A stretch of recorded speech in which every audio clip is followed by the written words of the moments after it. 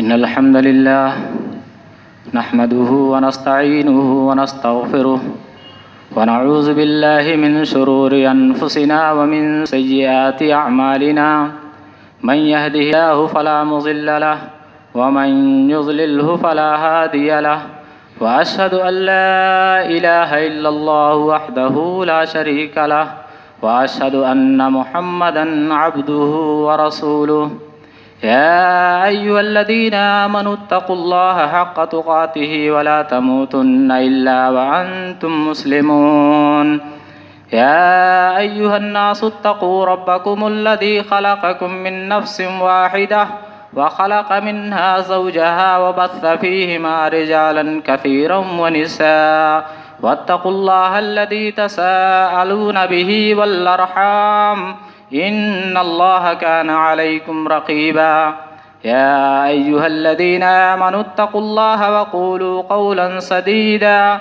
يصلح لكم أعمالكم ويغفر لكم ذنوبكم ومن يطع الله ورسوله فقد فاز فوزا عظيما أما بعد فإن خير الحديث كتاب الله وخير الهدى هدى محمد صلى الله عليه وسلم وشر الأمور محدثاتها وكل محدثة بدعة وكل بدعة ضلالة وكل ضلالة في النار فأعوذ بالله السميع العليم من الشيطان الرجيم من همزه ونفخه ونفسه بسم الله الرحمن الرحيم يا أيها النبي إنا أرسلناك شاهدا ومبشرا ونذيرا وداعيا إلى الله بإذنه وسراجا منيرا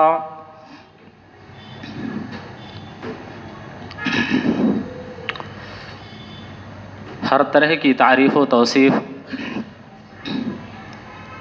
عظمت و بزرگی بڑائی اور کبریائی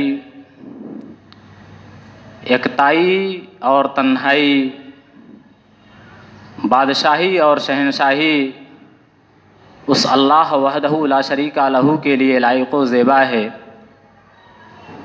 جو ہم جملہ انسانوں کا خالق و مالک ہے۔ بعدہ درود و سلام نازل ہو اللہ رب العالمین کے تمام انبیاء پر، خصوصاً جناب محمد رسول اللہ صلی اللہ تعالی علیہ وآلہ وسلم پر۔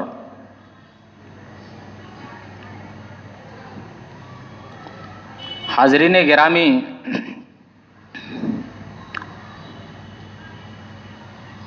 اللہ رب العالمین نے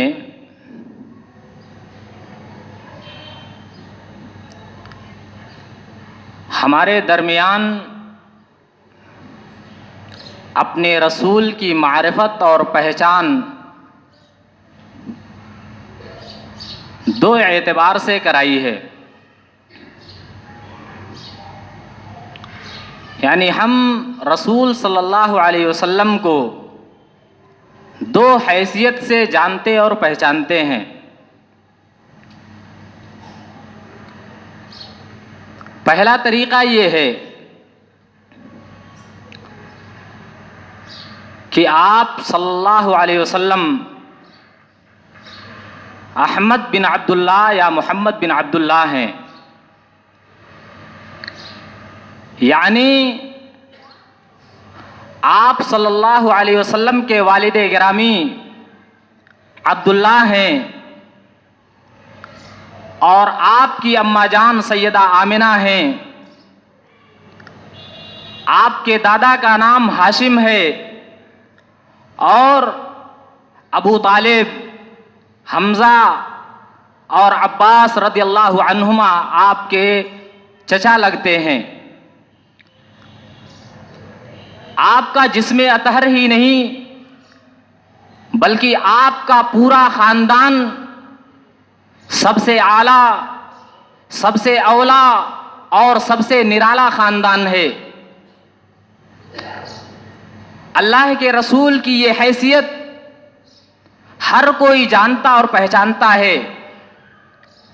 اللہ کے رسول کی اس حیثیت اور اس پہلو سے کسی کو بھی اختلاف نہیں ہے، حتیٰ کہ قریش مکہ جو آپ کی رسالت کو ماننے کے لیے کبھی تیار نہیں ہوئے، جو آپ کو ہمیشہ ستایا اور پریشان کیا کرتے تھے، وہ بھی آپ کو محمد بن عبداللہ کے نام سے جانتے تھے، وہ بھی آپ کو بچپن ہی سے امین و صادق کے خطاب سے یاد کیا کرتے تھے۔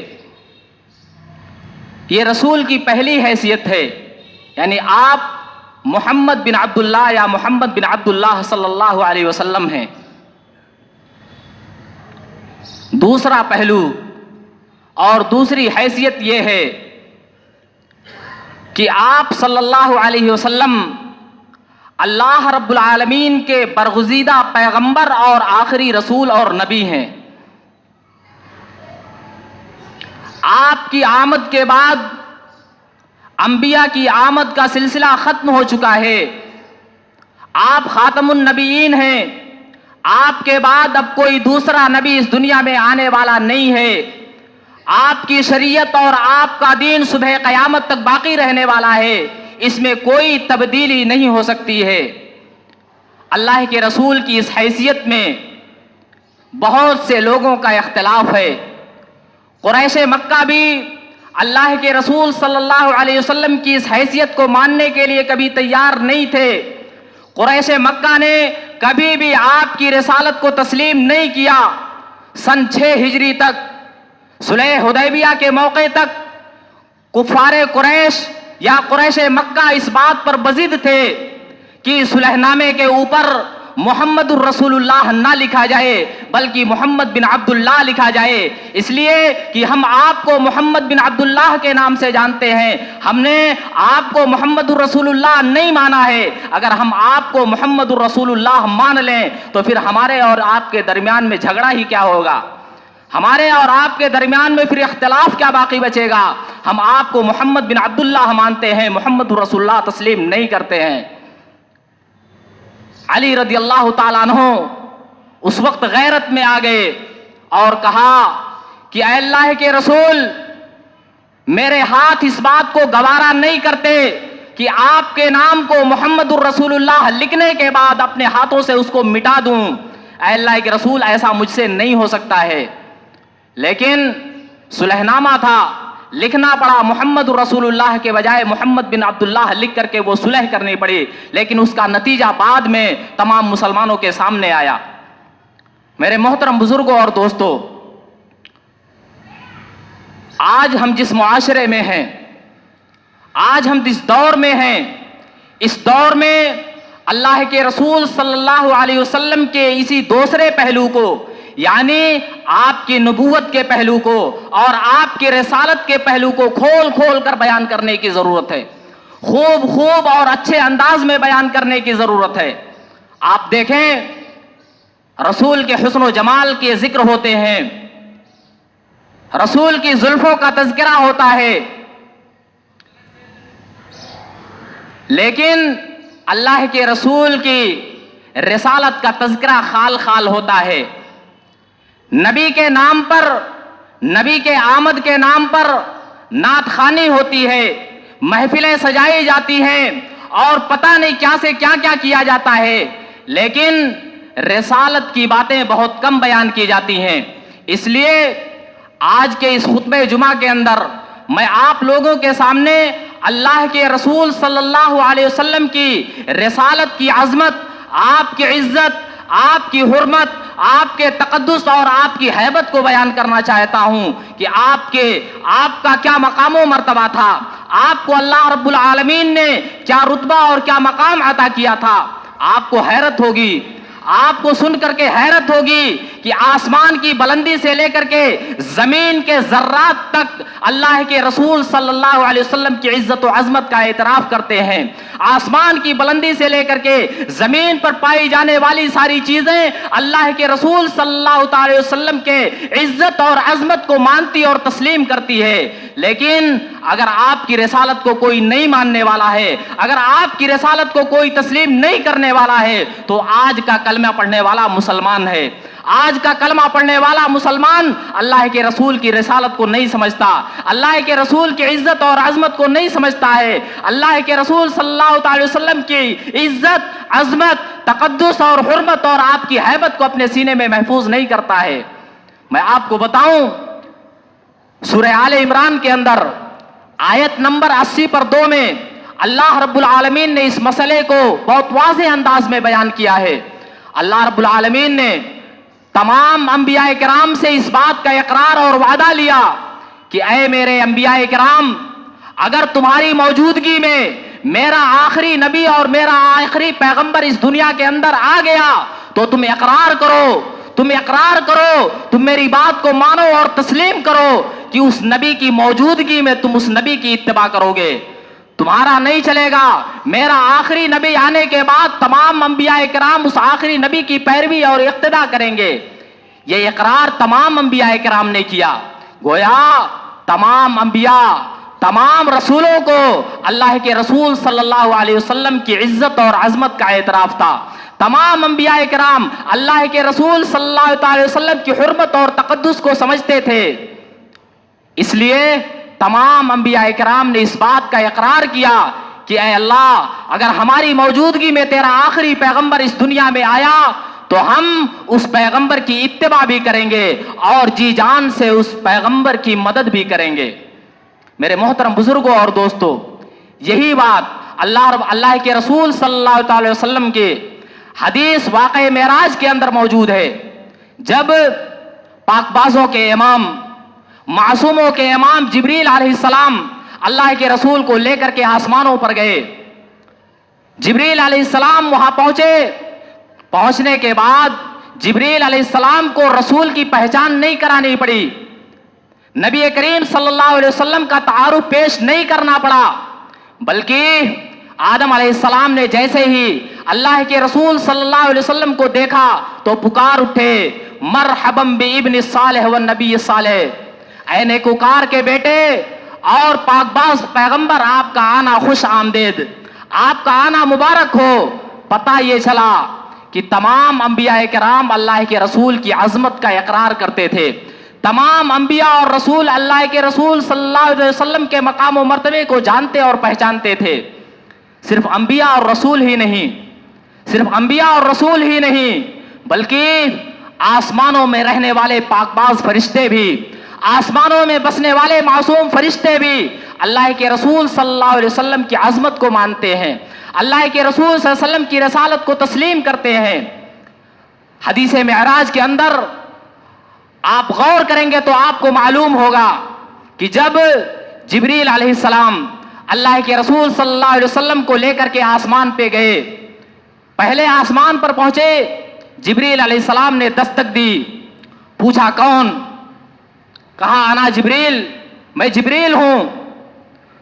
پھر فرشتے نے پوچھا ومن معک، تمہارے ساتھ کون ہے؟ کہا محمد صلی اللہ علیہ وسلم. اتنا سننا تھا کہ اس فرشتے نے دروازہ کھول دیا، آسمان کے دروازے کھل گئے. اس کے بعد ساتوں آسمان تک کہیں بھی نبی کریم صلی اللہ علیہ وسلم کی ذات گرامی کا تعارف پیش نہیں کرنا پڑا. اللہ کے رسول چڑھتے گئے اور آسمان کے تمام دروازے کھلتے گئے. اس کا کیا مطلب ہوا؟ مطلب یہ ہوا کہ آسمان میں رہنے والے وہ فرشتے بھی اللہ کے رسول صلی اللہ علیہ وسلم کی رسالت کو جانتے اور سمجھتے تھے، اللہ کے رسول صلی اللہ علیہ وسلم کی عظمت کو جانتے تھے. اسی لیے ان لوگوں نے بغیر پوچھے ہوئے آسمان کے تمام دروازوں کو کھول دیا. بلکہ اس سے بھی واضح دلیل جامع ترمذی کے اندر موجود ہے. صحابی رسول بیان کرتے ہیں کہ ایک مرتبہ ایک فرشتے نے اللہ رب العالمین سے التجا کی، اللہ رب العالمین سے دعا کی، الہ العالمین میں دنیا میں جانا چاہتا ہوں، اے اللہ تو مجھے دنیا میں ایک دن کے لیے بھیج دے. اللہ نے کہا کیوں؟ کیا وجہ ہے؟ آج تک تم نے کبھی ایسی خواہش کا اظہار نہیں کیا، آج تک تم نے مجھ سے کبھی ایسا سوال نہیں کیا، آج دنیا میں جانے کا خیال کیسے آ گیا؟ تو اس فرشتے نے جواب دیا، اے اللہ میں دنیا میں جا کر کے تیرے حبیب کا دیدار کرنا چاہتا ہوں، اے اللہ میں دنیا میں جا کر کے تیرے محبوب کو سلام عرض کرنا چاہتا ہوں. اللہ نے کہا ٹھیک ہے تو جا، ٹھیک ہے تو دنیا میں جا، میرے نبی کا دیدار بھی کر، میرے آخری نبی کو سلام بھی عرض کر، اور میری جانب سے میرے آخری پیغمبر کو یہ بشارت بھی سنا دے کہ اللہ رب العالمین نے آپ کو یہ بشارت سنائی ہے کہ اللہ رب العالمین نے آپ کی بیٹی فاطمہ رضی اللہ تعالی عنہا کو جنت کی عورتوں کی سردار بنا دیا ہے اور آپ کے دونوں نواسوں کو جنت کے نوجوانوں کا سردار منتخب کر دیا ہے۔ یہ ہے نبی کا مقام، یہ ہے نبی کا مرتبہ۔ فرشتے بھی اللہ کے رسول صلی اللہ علیہ وسلم کی عظمت کو جانتے ہیں، لیکن آج کا انسان رسول کی رسالت کو نہیں سمجھتا، رسول کی عظمت کو نہیں سمجھتا، رسول کی حرمت اور رسول کا تقدس کے سینے میں پایا نہیں جاتا ہے۔ میرے محترم بزرگوں اور دوستوں، یہ فرشتوں کی بات ہے، ذرا اور آگے بڑھیے، اور آگے بڑھیے۔ انبیاء اور رسول اللہ کے رسول کے مقام مرتبے کو پہچانتے ہیں۔ آسمانوں میں رہنے والے پاک باز فرشتے بھی اللہ کے رسول کے مقام و مرتبے کو جانتے اور سمجھتے ہیں، اور جنات جو ایک مخلوق ہے، جنات بھی اللہ کے رسول صلی اللہ علیہ وسلم کی عظمت کو پہچانتے ہیں۔ جنات اللہ کے رسول صلی اللہ تعالی وسلم کی عظمت کو سمجھتے ہیں۔ موسیٰ علیہ السلام پر ایمان لانے والے، تورات پر ایمان لانے والے جناتوں نے قرآن مجید کو جب سنا تو فوراً اس قرآن الہی پر ایمان لے آئے، اللہ رب العالمین کے اس کلام پر ایمان لے آئے۔ اللہ رب العالمین نے ان کی بات قرآن مقدس کے اندر بیان کی ہے، وَإِذْ صَرَفْنَا إِلَيْكَ نَفَرًا مِّنَ الْجِنِّ يَسْتَمِعُونَ الْقُرْآنَ۔ اللہ رب العالمین نے جناتوں کی ایک جماعت کو نبی کے پاس بھیجا، کہا جاؤ میرا محبوب میرا قرآن پڑھ رہا ہے، میرے محبوب میرے کلام کی تلاوت کر رہا ہے، جاؤ اس کی زبان سے تم کلام الہی کو سنو۔ وہ جنات آئے، کلام الہی کو سنا، فوراً ایمان لے آئے، اور اس کے بعد اپنی قوم کے درمیان دین اسلام کے داعی بن کر کے گئے، اور اپنی قوم کے لوگوں کو دین کی دعوت دیتے ہوئے کہا کہ اے میری قوم کے لوگوں، موسیٰ علیہ السلام کے بعد، تورات کے بعد اللہ رب العالمین نے ایک کلام نازل کیا ہے، اللہ رب العالمین نے قرآن کریم کے نام سے ایک کتاب نازل کی ہے۔ وہ کتاب بڑی اچھی ہے، ہدایت کے طرف رہنمائی کرتی ہے، صراط مستقیم کی طرف وہ کتاب ہماری رہنمائی اور ہدایت کرتی ہے۔ ہم اس کتاب پر ایمان لے آئے ہیں، اے میری قوم کے لوگوں تم بھی اس کتاب پر ایمان لے آئے ہو، اے میری قوم کے لوگوں تم بھی اس آخری نبی اور آخری پیغمبر پر ایمان لے آؤ، اللہ رب العالمین تمہارے گناہوں کو معاف کر دے گا اور تمہیں عذاب علیم سے بچا لے گا۔ یہ جناتوں کی بات ہے، ذرا غور کرو۔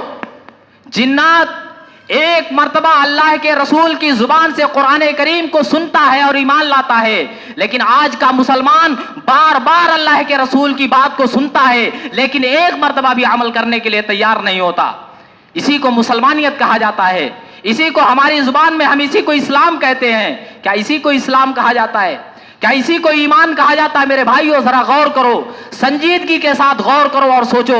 جناتوں نے ایک مرتبہ اللہ کے رسول کی زبان سے کلام الہی کو سنا، فوراً اس قرآن پر ایمان لانے کے لیے تیار ہو گئے، نبی کی باتوں کے سامنے اپنے سروں کو خم کر دیا، نبی کی تابعداری کو قبول کرنے کے لیے اپنے جی جان کو لگا دیا۔ لیکن آج کا مسلمان ہے، آج کا انسان ہے، رسول کی بات کو سنتا ہے اور کان نہیں دھرتا۔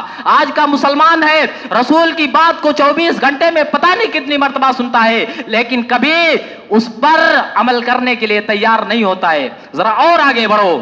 مشرک جنات جن کا ذکر اللہ رب العالمین نے قرآن مقدس کے اندر کیا ہے، اللہ رب العالمین فرماتا ہے قُلْ أُوحِيَ إِلَيَّ نَفَرٌ مِّنَ الْجِنِّ قُلْ أُوحِيَ إِلَيَّ أَنَّهُ اسْتَمَعَ نَفَرٌ مِّنَ الْجِنِّ فَقَالُوا إِنَّا سَمِعْنَا قُرْآنًا عَجَبًا يَهْدِي إِلَى الرُّشْدِ فَآمَنَّا بِهِ وَلَن نُّشْرِكَ بِرَبِّنَا أَحَدًا۔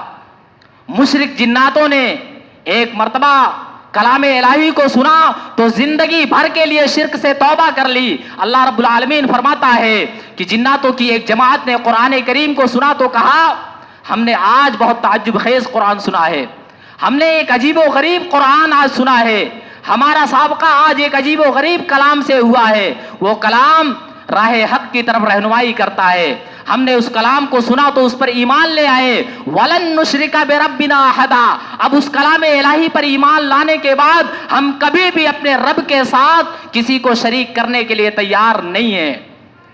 میرے محترم بزرگوں اور دوستوں، ذرا غور کرو، سنجیدگی کے ساتھ سوچو. جناتوں کی اس جماعت نے نبی کی زبان سے صرف ایک مرتبہ قرآن کو سنا اور زندگی بھر کے لیے شرک سے توبہ کر لی. لیکن آج کا مسلمان کیسا ہے؟ بار بار نبی کی بات کو سنتا ہے لیکن گھٹیا سے گھٹیا شرک میں ملوث نظر آتا ہے. ہر قسم کا شرک آج مسلمان کے پاس موجود ہے. آپ سے بہتر تو وہ جنات تھے، آپ سے اچھے تو وہ جنات نظر آتے ہیں جن لوگوں نے ایک مرتبہ کلام الہی کو سن کر کے اپنے سر تسلیم کو خم کر دیا. لیکن آپ ہو کہ آپ کے سامنے قرآن مجید کی تلاوت کی جاتی ہے، رسول کے فرمودات کو بیان کیا جاتا ہے، لیکن آپ کے کانوں پر کبھی جوں نہیں ریگتی ہے.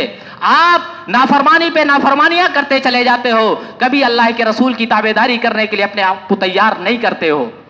میرے محترم بزرگوں اور دوستوں، ذرا اور آگے بڑھیے. جس طریقے سے انبیاء اور رسول کو اللہ کے رسول کے مقام و مرتبے کی معرفت ہے، فرشتوں کو اللہ کے رسول کے مقام و مرتبے کی پہچان ہے، جنات اللہ کے رسول کے مقام و مرتبے کو جانتے ہیں، ایسے ہی دنیا میں پائے جانے والے یہ کنکر، یہ پتھر، یہ ذرات اور یہ بڑے بڑے پہاڑ، یہ بھی اللہ کے رسول کے سامنے سرنگو ہیں، اللہ کے رسول صلی اللہ علیہ وسلم کی تابعداری کو قبول کرنے کے لیے تیار ہیں. حدیث کے اندر آتا ہے، ابو ہریرہ رضی اللہ تعالیٰ عنہ حدیث کے راوی ہیں، وہ فرماتے ہیں ایک مرتبہ اللہ کے رسول صلی اللہ علیہ وسلم جبل حرا پر کھڑے ہوئے تھے. غار حرا جو ہے وہ پہاڑ، آپ صلی اللہ علیہ وسلم اس پہاڑ پر ٹھہرے ہوئے تھے. آپ کے ساتھ ابو بکر بھی ہیں، عمر بھی ہیں، عثمان بھی ہیں، علی بھی ہیں، طلحہ بھی ہے، زبیر بھی ہیں اور سعد بھی ہیں. صحابہ کرام، 7 صحابہ کرام کے ساتھ اللہ کے رسول جبل حرا پر موجود ہیں. اچانک وہ پہاڑ ہلنے لگتا ہے، اس پہاڑ میں حرکت آ جاتی ہے، وہ پہاڑ لرزنے لگتا ہے. اللہ کے رسول صلی اللہ علیہ وسلم نے جب یہ منظر دیکھا تو فوراً کہا، اسکن یا حرا، اسکن یا حرا، اے حرا پہاڑی تو ٹھہر جا، اے حرا پہاڑی تو ساکن ہو جا، اے حرا پہاڑی تو لرزنا بند کر دے. نبی کریم کی زبان سے اسکن کے 4 حروف کو سن کر کے اتنا بڑا عظیم پہاڑ فوراً ساکت اور خاموش ہو گیا، لرزنا بند کر دیا. ذرا غور کرو میرے مسلمانوں، ذرا غور کرو کہ یہ اتنی بڑی عظیم مخلوق، پہاڑ جیسی عظیم مخلوق اللہ کے رسول کی زبان سے ایک مرتبہ سنتی ہے کہ نبی نے مجھے حکم دیا ہے کہ میں ٹھہر جاؤں، تو وہ پہاڑ فوراً ٹھہر گیا اور لرزنا بند کر دیا. کیا آپ بھی ایسا کرتے ہو؟ اللہ کے رسول نے اگر کہا یہاں جاؤ تو کیا آپ جانے کے لیے تیار اپنے آپ کو پاتے ہو؟ اگر اللہ کے رسول نے آپ کو کسی چیز سے منع کیا تو کیا آپ اس سے ٹھہرنے کے لیے کبھی رکتے ہو؟ کبھی اس کام کو ترک کرنے کے لیے ٹھہرتے ہو؟ کبھی نہیں.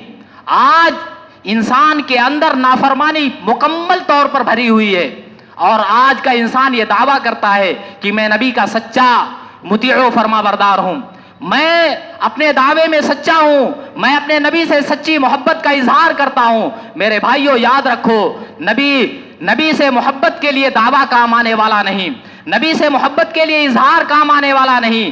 نبی سے محبت اسی وقت تسلیم کی جائے گی جب آپ نبی کی سنتوں پر عمل کرو گے، جب آپ نبی کی تابعداری کو قبول کرو گے، جب آپ نبی کے بتائے ہوئے طریقے کے مطابق اپنی زندگی گزارو گے. منمانی اور آوارگی کی زندگی کو چھوڑ کر کے آپ رب چاہی زندگی گزارو گے اور من چاہی زندگی کو ترک کر دو گے، تبھی آپ کو اللہ اور اس کے رسول کا سچا مطیع و فرما بردار تسلیم کیا جائے گا.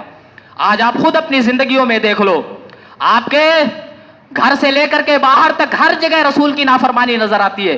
کون سی ایسی جگہ ہے جہاں پر رسول کی نافرمانی موجود نہیں ہے؟ آپ دیکھو ذرا، آپ کے تجارت، آپ کی تجارت میں رسول کی نافرمانی موجود ہے، آپ کے کاروبار میں رسول کی نافرمانی موجود ہے، آپ کی باتوں میں رسول کی نافرمانی موجود ہے، آپ کی گواہی میں رسول کی نافرمانی موجود ہے، آپ کی شادیوں میں رسول کی نافرمانی پائی جاتی ہے، آپ کے فیصلوں میں رسول کی مخالفت پائی جاتی ہے، آپ اپنے پورے گھر بار کو دیکھ لیجئے، پورے گھر کے اندر کہیں نہ کہیں رسول کی مخالفت موجود ہوگی۔ اور اس سے بڑھ کر کے میں تو یہ بھی کہتا ہوں، سر سے لے کر کے پیر تک، سر کے بالوں سے لے کر کے پیر کی ایڑی تک آپ اپنے وجود پر نظر ڈالیے، آپ کے وجود پر رسول کی نافرمانی کے اثرات نظر آ جائیں گے۔ آپ دیکھو، سر کے بالوں کی کٹنگ کا مسئلہ ہو، رسول کی مخالفت موجود ہے، مونچھوں کا مسئلہ اور رسول کی مخالفت موجود ہے، داڑھی کا مسئلہ اور رسول کی مخالفت موجود ہے، آپ کے لباس اور پوشاک کا مسئلہ اور رسول کی مخالفت موجود ہے، اس کے بعد بھی آپ دعویٰ کرتے ہو کہ میں نبی کا سچا تابع دار ہوں، میں نبی کا سچا فرما بردار ہوں۔ میرے بھائیوں، یہ دعویٰ نہیں چلے گا، یہ دعویٰ نہیں چلے گا۔ ان المحب لمن یحب مطیع، پیار کرنے والا، محبت کرنے والا اپنے محبوب کا فرما بردار ہوتا ہے، محبت کرنے والا اپنے محبوب کی ہر ادا پر اپنا سب کچھ قربان کرنے کے لیے تیار رہتا ہے، اسے محبت کرنے والا کہا جاتا ہے، اسے فرما بردار کہا جاتا ہے۔ جو اپنی منمانی کی زندگی گزارتا ہو، جو رب چاہی زندگی کو چھوڑ کر کے من چاہی زندگی میں ملوث رہتا ہو، وہ نبی کا سچا مطیع و فرما بردار کبھی نہیں ہو سکتا ہے۔ میرے محترم بزرگوں اور دوستوں، میں کہہ یہ رہا تھا کہ پہاڑ جیسی عظیم مخلوق بھی اللہ کے رسول کی بات کو سن کر کے فوراً تابعداری کو قبول کر لیتی ہے، لیکن آج کا انسان اللہ کے رسول کی تابعداری کو قبول کرنے کو تیار نہیں ہے۔ ذرا اور آگے بڑھیے، پہاڑ جیسی عظیم مخلوق نبی کی تابعداری کو جہاں قبول کرتی ہے، وہیں پر یہ شجر و حجر، یہ جھاڑ، یہ درخت، یہ ٹہنیاں اور یہ شاخیں بھی اللہ کے رسول کی تابعداری کو قبول کرتی۔ درخت جیسی مخلوق بھی رسول کے سامنے سر تسلیم کو خم کرتی ہے۔ ایک مرتبہ اللہ کے رسول صلی اللہ علیہ وسلم کسی سفر پر تھے، اللہ کے رسول کو قضاء حاجت کی ضرورت پیش آئی، لیکن صحرا اور بیابان کے اندر ستر پوشی کی کوئی جگہ نہیں تھی۔ اللہ کے رسول صلی اللہ علیہ وسلم نے نگاہ دوڑائی، آپ کو وادی کے کنارے پر دو جھاڑ نظر آئے، دو درخت آپ کو دکھے، آپ گئے، ایک درخت سے ایک شاخ اور ایک ٹہنی کو توڑا اور کہا، اللہ کے حکم اور اللہ کی اجازت سے تو میرے پیچھے پیچھے چل۔ وہ ٹہنی اور وہ شاخ اللہ کے رسول کے پیچھے چلنا شروع کر دیتی ہے۔ پھر اللہ کے رسول دوسرے جھاڑ کے پاس جاتے ہیں اور اس سے بھی ایک شاخ توڑتے ہیں اور اسے بھی کہتے ہیں، اللہ کے حکم سے تو بھی میرے پیچھے پیچھے چلنا شروع کر۔ درخت کی وہ دو شاخیں اللہ کے رسول کے حکم کو مان کر کے اللہ کے رسول کے پیچھے چلنا شروع کر دیتی ہیں۔ ذرا سوچو، تمہارے سامنے بھی رسول کے احکامات آتے ہیں، رسول کی باتیں تمہارے سامنے بھی بیان کی جاتی ہیں، تم رسول کے کتنا پیچھے چلتے ہو، تم رسول کی کتنی اتباع کرتے ہو؟ ذرا غور کرو اور سنجیدگی کے ساتھ سوچو کہ تم کتنا رسول کے پیچھے چلنے والے ہو۔ آج کے انسان کا کیا حال ہے؟ رسول کے پیچھے تھوڑی دیر چلے گا، اس کے بعد راستہ بدل دیتا ہے، رسول کے پیچھے چلنے کا دعویٰ کرتا ہے اور پیروں اور مرشدوں کے پیچھے چلنا شروع کر دیتا ہے، نبی کے ساتھ چلنے کا دعویٰ کرتا ہے، راستے ہی میں درمیان میں راستے کو اپنے چینج کر دیتا ہے اور رسول سے اپنی نسبتیں توڑ کر کے کسی اور کی طرف اپنی نسبت جوڑ لیتا ہے۔ یہ آج کا انسان ہے، یہ آج کا انسان ہے۔ ذرا غور کرو، درخت کی دو شاخیں نبی کی بات کو مان کر کے نبی کے پیچھے پیچھے چل رہی ہیں۔ اس کے بعد اللہ کے رسول جب دور مقام پر پہنچے، ان دونوں شاخوں کو حکم دیا، التئیما باذن اللہ کے حکم سے تم دونوں مل جاؤ، اللہ کے حکم سے تم دونوں جڑ جاؤ تاکہ پردہ ہو جائے، میری ستر پوشی ہو جائے، میں اپنی ضرورت کو پورا کر سکوں۔ درخت کی وہ دونوں شاخیں فوراً جڑ جاتی ہیں، مل جاتی ہیں، اللہ کے رسول اس کے پیچھے بیٹھ کر کے اپنی ضرورت کو پوری کرتے ہیں اور اس کے بعد واپس چلے آتے ہیں۔ ذرا غور کرو، ذرا غور کرو اور سوچو. پہاڑ اللہ کے رسول کی بات مانے, درخت اللہ کے رسول کی بات کو تسلیم کرے, درخت کی شاخیں اللہ کے رسول کے پیچھے پیچھے چلیں. لیکن اے انسان, تجھے کیا ہوا؟ تجھے کیا ہوا ہے تو اللہ کے رسول کے پیچھے چلنے کو تیار نہیں ہے؟ تجھے کیا ہو گیا ہے تو رسول کی اطاعت اور فرما برداری کو قبول کرنے کے لیے تیار نہیں ہے؟ ما غرک بربک الکریم, دھوکے میں کیوں پڑا ہوا ہے تو؟ کس چیز نے تجھے دھوکے میں ڈال رکھا ہے؟ یہ دنیا کی آب و تاب, یہ دنیا کی خوبصورتی نہیں, کبھی نہیں اور ہرگز نہیں. یہ دنیا فانی ہے, یہ دنیا مٹنے والی ہے, یہ دنیا فنا ہونے والی ہے. اس دنیا کے پیچھے اپنے آپ کو تباہ و برباد مت کرو, اس دنیا کے پیچھے اپنے دین اور ایمان کا سودا مت کرو. میرے محترم بھائیوں اور دوستو, آؤ رسول کے پیچھے چلنا سیکھو.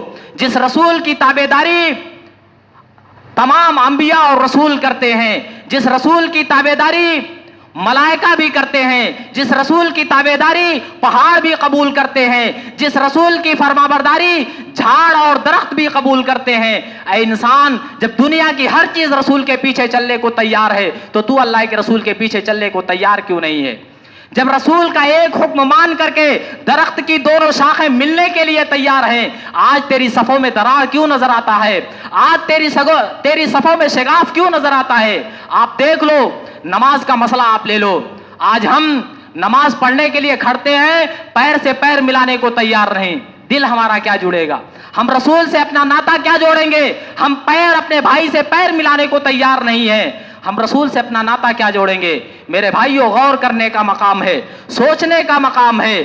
درخت اگر رسول کی تابعداری کو قبول کرتا ہے اور تم اپنے آپ کو مسلمان اور اسلام کا فالو کرنے والا کہتے ہو, تو آؤ اپنی زندگیوں کو اپڈیٹ کرو, اپنی زندگیوں میں تبدیلیاں پیدا کرو اور رسول کے سچے اطاعت گزار بن کر کے زندگی گزارو. کامیابی اسی میں مضمر ہے, سعادت دارین کی سعادت اسی میں پنہا ہے. اگر دنیا کی کامیابی چاہیے, آخرت کی کامیابی تمہیں چاہیے, تو آ جاؤ رسول کی تعلیمات کے سائے میں, رسول کی تعلیمات کے سائے میں آ جاؤ. شاعر کہتا ہے, عافیت چاہو تو آؤ دامن اسلام میں, عافیت چاہو تو آؤ دامن اسلام میں. یہ وہ دریا ہے کہ جس میں ڈوبتا کوئی نہیں. یقیناً اسلام وہ دریا ہے اور اسلام وہ ثمر آور درخت ہے جس کے سائے میں, جس کے نیچے آپ کو سایہ بھی ملے گا اور پھل بھی ملے گا, جس میں آپ کبھی ڈوب کر کے تباہ و برباد نہیں ہوگے. یہاں آپ کو نجات ملے گی. اسلام وہ سمندر ہے جس میں آنے کے بعد آپ کو ڈوب کر کے مرنا نہیں ہے, بلکہ اللہ رب العالمین آپ کی حفاظت فرمائے گا. میرے محترم بزرگوں اور دوستوں, اسی طریقے سے جیسے درخت اللہ کے رسول کی تابعداری کو قبول کرتے ہیں, ایسے ہی جانور جسے ہم حیوان کہتے ہیں, جسے ہم حیوان سمجھ کر کے کوئی اہمیت نہیں دیتے, وہ جانور بھی اللہ کے رسول کی بات کو مانتے ہیں, وہ جانور بھی رسول کی بات کو تسلیم کرتے ہیں. سنن ابی داؤد کی روایت ہے, صحابی رسول بیان کرتے ہیں کہ ایک مرتبہ اللہ کے رسول صلی اللہ علیہ وسلم انصار کے ایک باغ میں گئے. آپ باغ میں پہنچے, ایک اونٹ نے آپ کو دیکھ لیا, ایک اونٹ نے آپ کو دیکھ لیا اور آپ کے پاس آ کر کے رونے لگا. وہ اونٹ آپ کے پاس آ کر کے رونے لگا. اللہ کے رسول صلی اللہ علیہ وسلم نے اس کے چہرے پر اپنے ہاتھ کو رکھا اور اس کو چپ کرایا اور اس جانور نے رونا بند کر دیا. میرے محترم بزرگوں اور دوستوں, یہاں دو باتوں پر آپ غور کیجئے. پہلی بات یہ ہے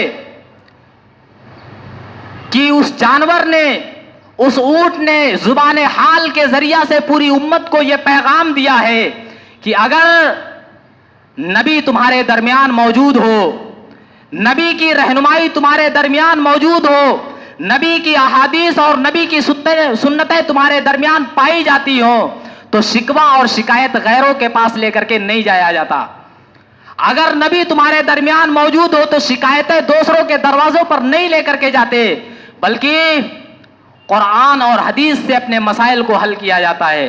اس جانور نے پوری امت کو یہ تعلیم دی ہے کہ نبی کی موجودگی میں دوسروں کے پاس نہیں جانا چاہیے بلکہ رسول کے پاس آ کر کے اپنے مسئلے کا حل تلاش کرنا چاہیے.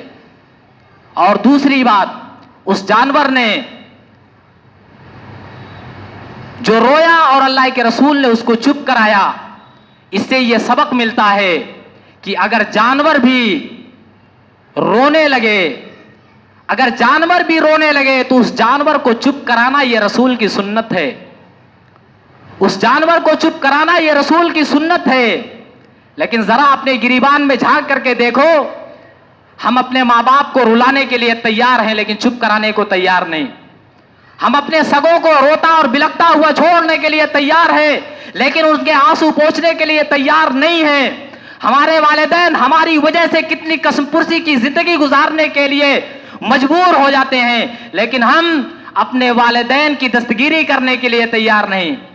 ذرا غور کرو، ایک جانور تمہیں یہ سبق دے رہا ہے، ایک جانور تمہیں یہ نصیحت دے رہا ہے کہ جانور اگر رونے لگے تو جانور کو چپ کرانا یہ نبی کی سنت ہے.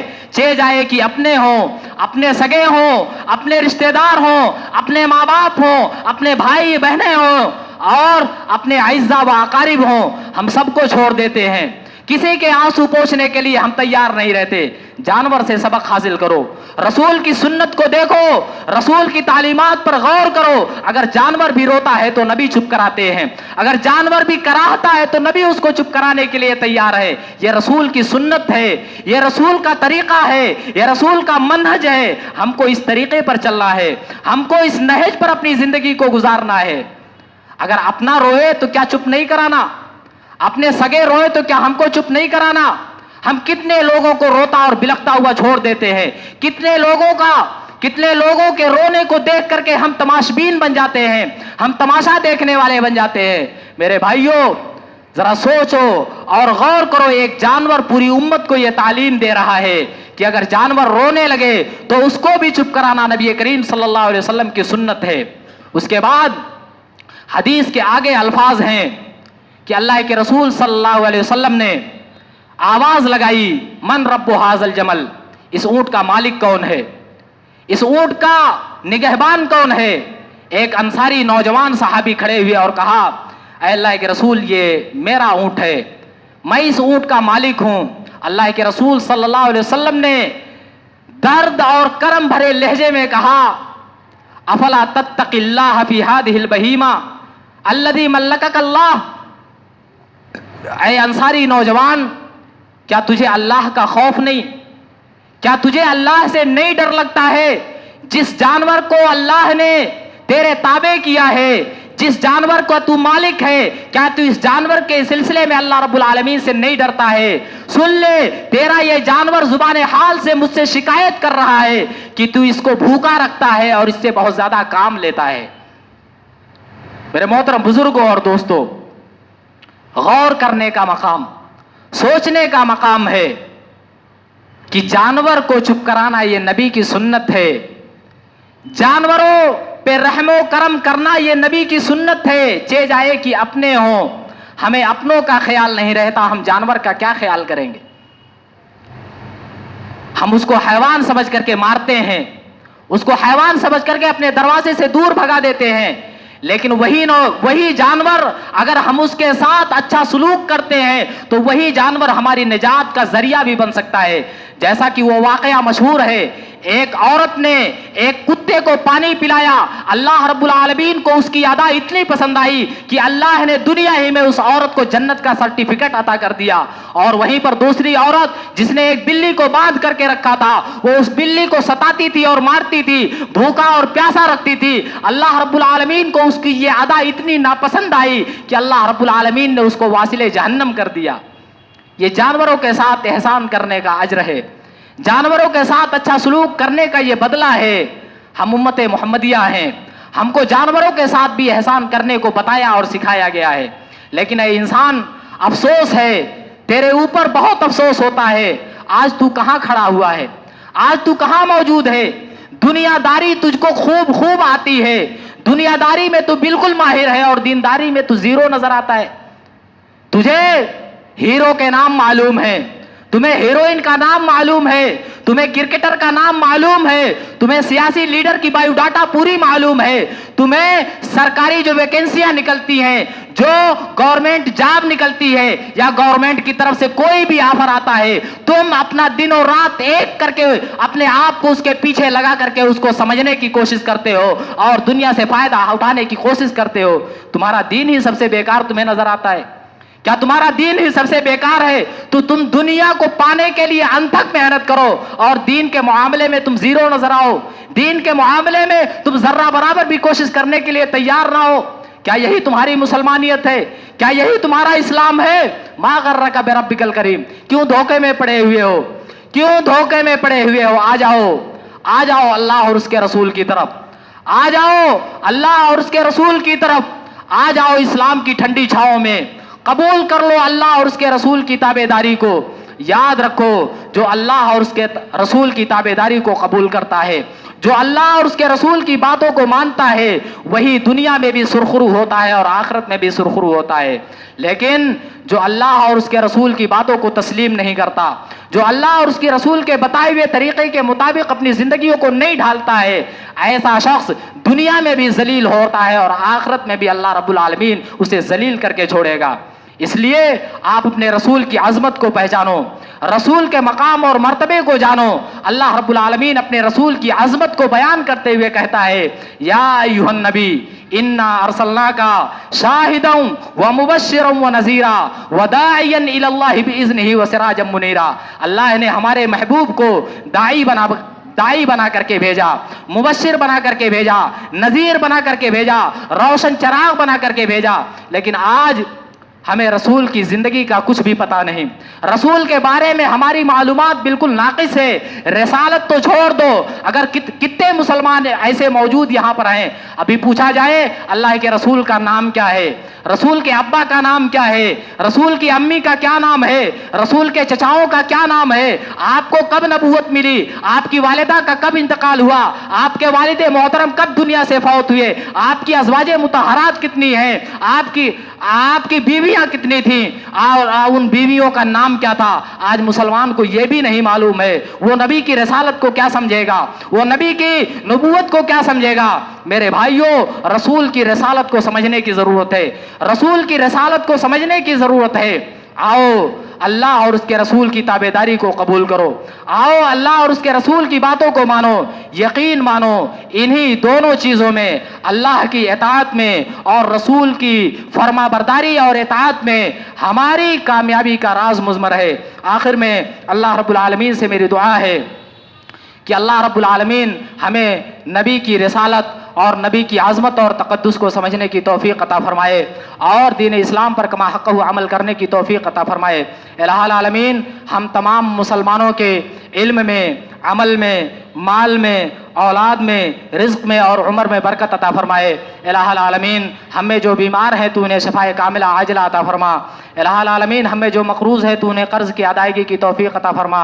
الہ العالمین دنیا کے کسی بھی خطے میں اگر ہمارا مسلمان بھائی کہیں بھی پریشان ہے, الہ العالمین تو دست غیب سے اس کی مدد فرما. الہ العالمین تو ہمیں جب تک زندہ رکھ, دین اسلام پر زندہ رکھ, اور جب ہمارا خاتمہ ہو تو دین ایمان پر ہمارا خاتمہ ہو.